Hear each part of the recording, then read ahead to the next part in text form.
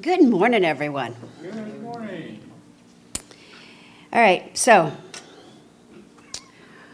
why did the meditating snowman become the most enlightened in the North Pole? No? Because he had a deep understanding of frost namaste. Oh, you guys are too kind if you're actually going to laugh. Because they get worse from here, okay? Oh, no. Why did the Christmas tree start taking meditation classes? It wanted to find its inner pine. Okay? Why did the Christmas angel go to therapy?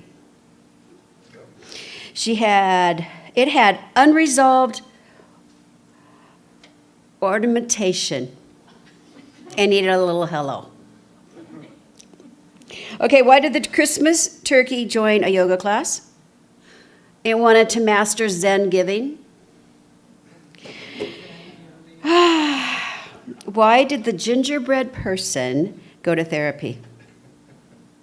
They had too many cookie cutter issues and needed to find their own unique sweetness. Okay, so these are our courtesy of Chat GPT. I cannot take credit for any of these. But I wanted us to start off with laughter because it's the holidays, right? And we're all sort of like crazy and busy. And this month we're talking about capturing the spirit, that spirit of Christ consciousness, basically, that spirit of giving from the heart and not expecting anything back from it.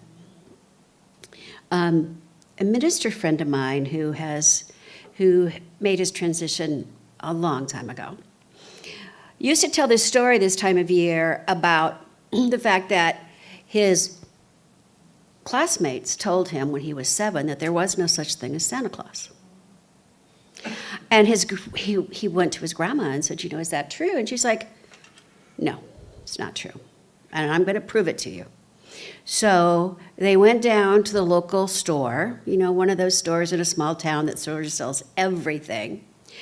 And they were driving down, and she said, is there someone that you know that needs something, some gift that you would like to give someone? And he thought, and he thought, and he thought, and then he realized that there was a kid who sat behind him.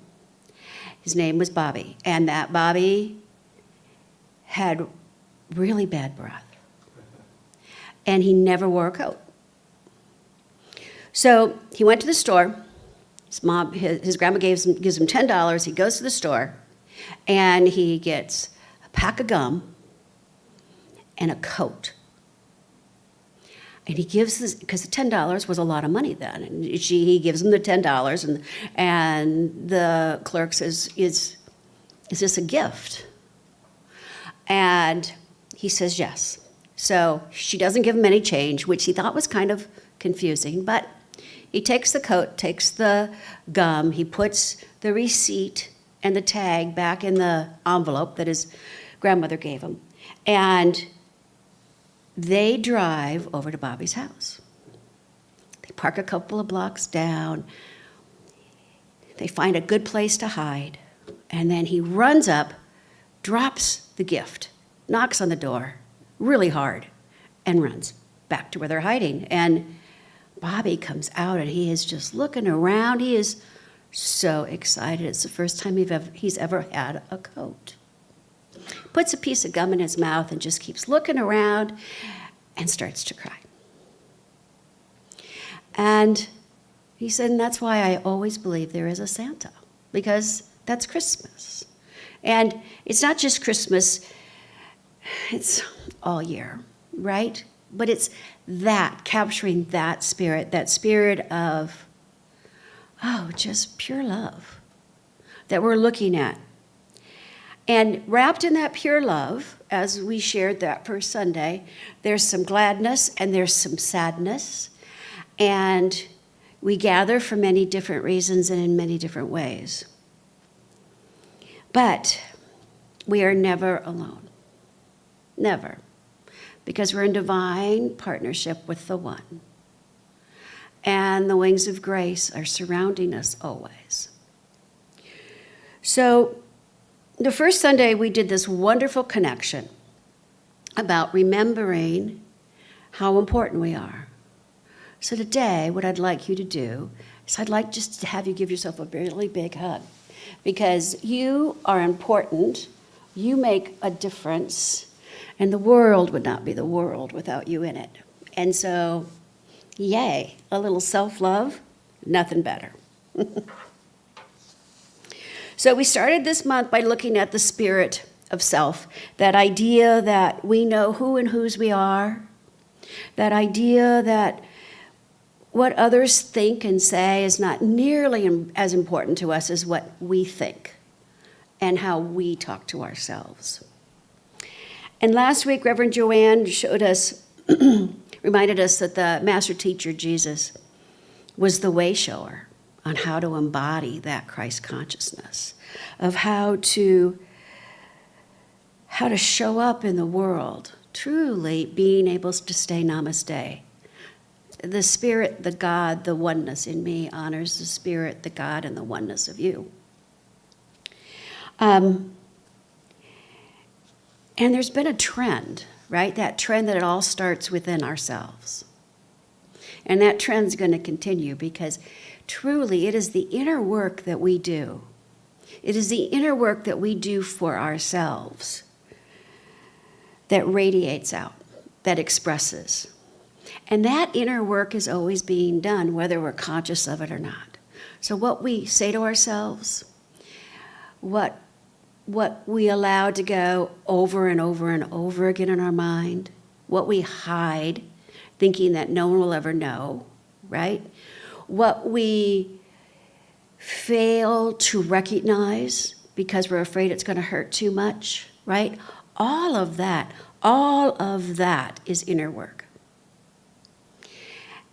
And we have all suited up and showed up because we're willing to do that inner work. And that is such a blessing because it allows each of us to express our individuality at a greater level, with more confidence and with more power. And while we're doing that, we're allowing the world to see us standing in our authentic selves. And that encourages others to do conscious inner work instead of just letting it play. So I want to share with you to start off with today a Chinese proverb. If there is light in the soul, there will be beauty in the person. If there is beauty in the person, there will be harmony in the house. If there is harmony in the house, there will be order in the nation. If there is order in the nation, there will be peace on earth. How many of us can truly envision peace on earth? I can't. I can grasp it in moments, right? When I'm meditating with a group of individuals, and that's sort of our mission. I can do that. But I can't really get my hands and my head and my heart around it. I want to. But because it all starts within, today I want to talk about that idea of working on our inner peace. Because when we're peaceful with ourselves, that allows us to create a peaceful home, which allows us to have peaceful relationships. And from there, it just expands beyond what we could possibly know. The master teacher Jesus was also often referred to as the Prince of Peace. He had the intention of peace. He had an intention of teaching everyone their power. He had the intention to be present and show people how loved and supported they were with that one power. And I believe even then the world was filled with chaos. You know, you read books from master teachers in New Thought, And as far back as I've ever gone, they all talk about, despite the financial pain, despite the chaos in the world, even though things look like they've never been darker, they all have that in their books, right? Nobody's ever started a book saying, man, this world is just so positively on fire, I can't wait. It's just not there, no matter how far back you go. So yes, there is chaos, and there is uncertainty, and there is constant noise of crazy. And yes, peace does seem like a noble endeavor. But if we start with ourselves and then allow it to work outward, instead of trying to fix it all out there, if we don't give as much attention to the out there, we don't let it fill time and space in our head and in our heart, it can change. And that's why I love the story of the Grinch. He could not believe in love. He could not believe in community. He couldn't. And that's why he thought it was going to be so easy to destroy it. And such a great achievement. But at some point, he got to see it. He got to see the prototype of love and community, which allowed him to start to experience it, and then embody it, and then live it, right? And I think if we look, we can find a spiritual prototype for a peaceful life. Maybe not a peaceful world, but a peaceful life. And then we just have to let it shine, be that transformative light. That love in action, that joy in action, that peace-filled, joy-filled community that the Grinch experienced is ours to create through our own intention and our own inner work. We talk here about using affirmations. We had a wonderful lunch, a little affirmation party at Julie and Pete's house last Sunday. We talk about affirmations and visualization, and we talk about prayer and gratitude and knowing that the good is already ours, right? We talk about all of that. And it works every time, with a couple of caveats, it seems. If it's something that we already have and we want more of, right? It's easy to give thanks for the more. If it's something that we've seen someone else experience, then it's easy to see that same experience as ours, already done. If it's something that we already believe is possible, right? For some reason, it's in our gut, so to speak, then it's easy to start giving thanks for that. But if it's something we've never seen, we've never experienced, but it's just this inner desire, it's not so easy to give thanks for it in advance because we don't have a spiritual prototype. We don't have something, someone that we can point to and say, see, it is possible. And I think for me anyway, that's true for world peace. Because I've never seen it or experienced it but I have experienced my own moments of peace in my life. I have experienced my own peace within my family and within my relationships. So it is that I invite us all to take hold of and expand and become more confident in sharing with the world. Deepak Chopra wrote a book a while back called Peace is the Way. And the whole idea is that peace, he talks about in the book in the beginning, peace is not the absence of war at all. Peace is a state of consciousness that we can all bring into the world. A state of consciousness and awareness that we can spread. And he offers 7 spiritual practices, one for each day of the week. And they are, for Sunday, you be peace. Monday, you think peace. Tuesday, you feel peace. Wednesday, you speak peace. Thursday, you act peace. Friday, you create peace. And on Saturday, you share peace. And he gives you an idea of how to do that, right? How to do that meditation, he gives you some suggestions on affirmations and all of those things. And I've got it all on a handout down here because originally that's what we were going to talk about today. And then I thought, you know what? We are powerful individuals and we do really good inner work. So why not just do the whole enchilada every day, right? I mean, why not just do it all? If we really want to feel peace in our life, if we really want to become more peace-filled, let's just spend time every day with that idea of peace. Now, you can exchange the word love for peace. It's all you can exchange joy for it, right?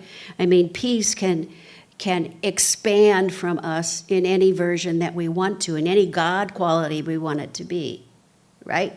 So if peace isn't your jam, you can do something else. As long as it's in that, God world, that God essence.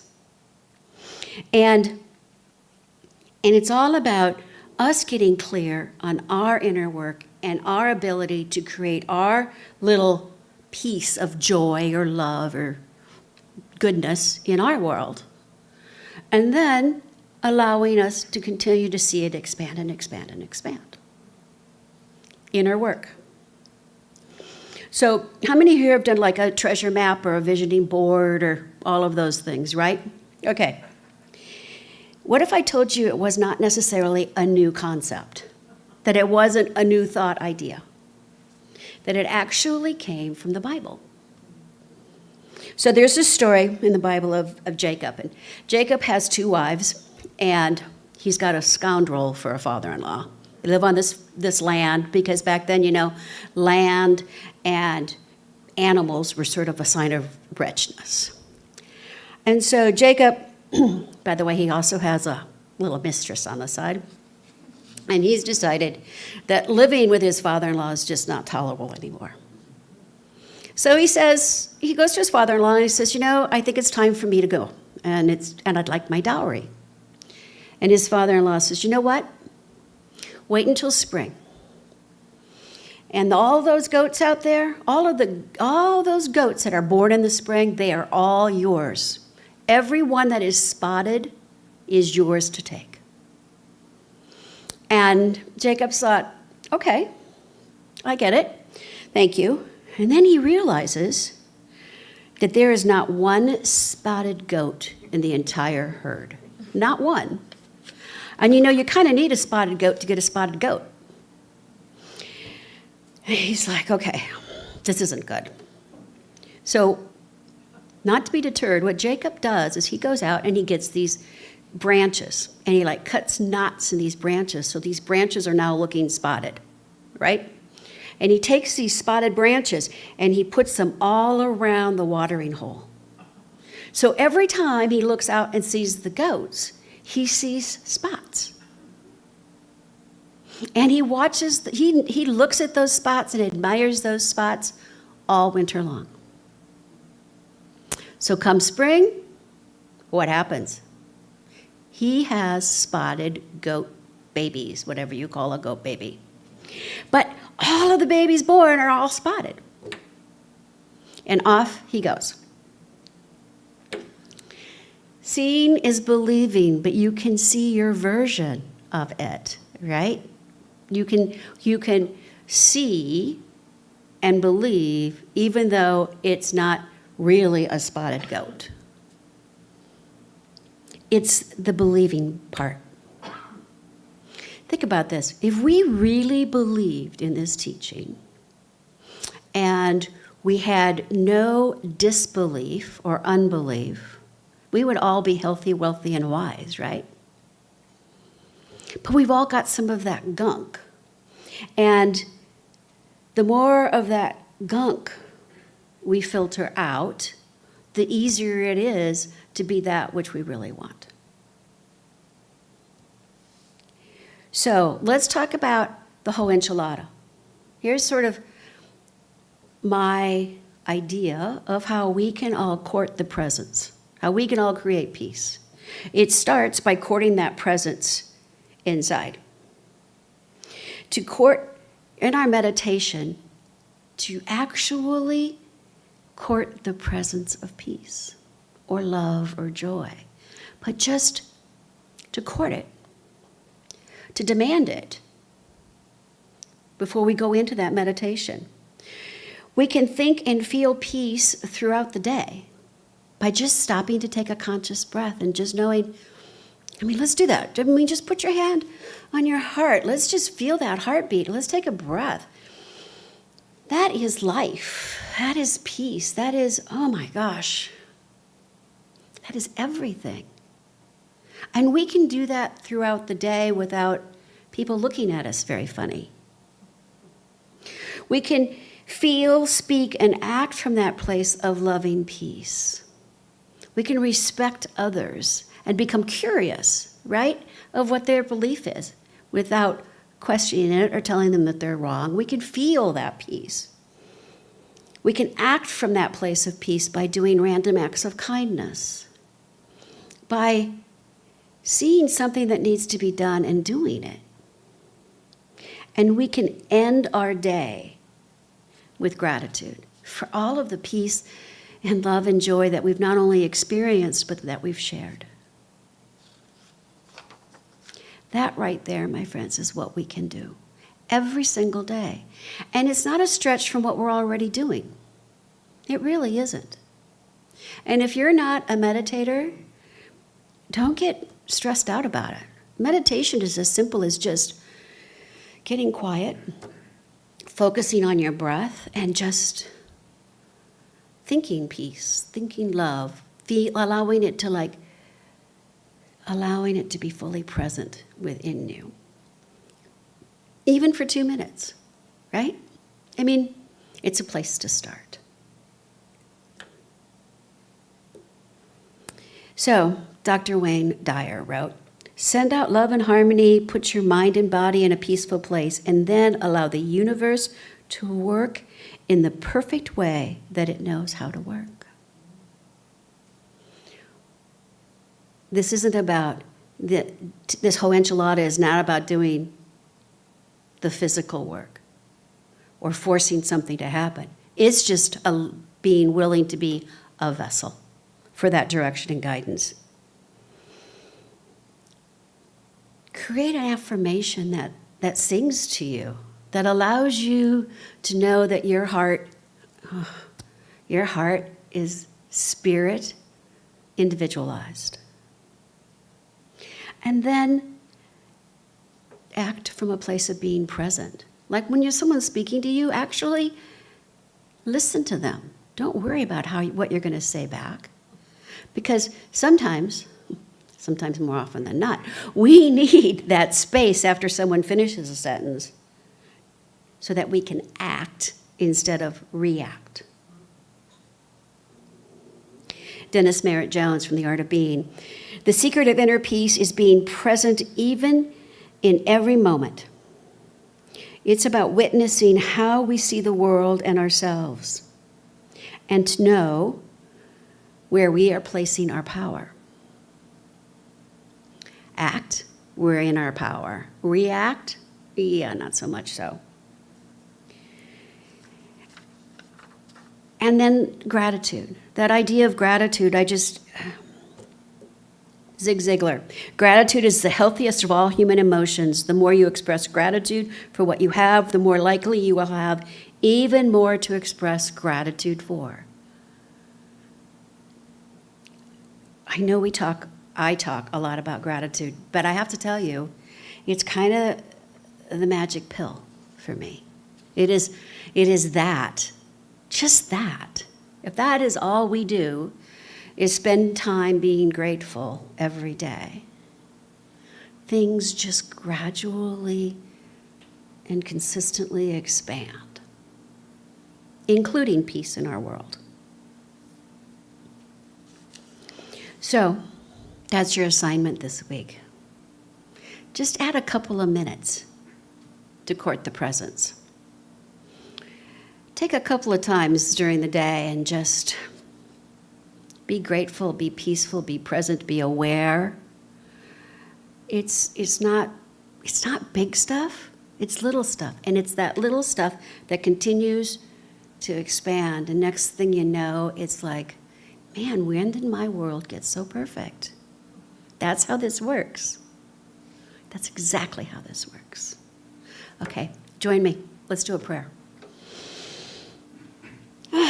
Just take that wonderful breath, recognizing that, I am one with Spirit. And it's from that place, right here and right now, that I command peace. Peace in my life. Peace in the life of anyone here who is willing to say yes to that.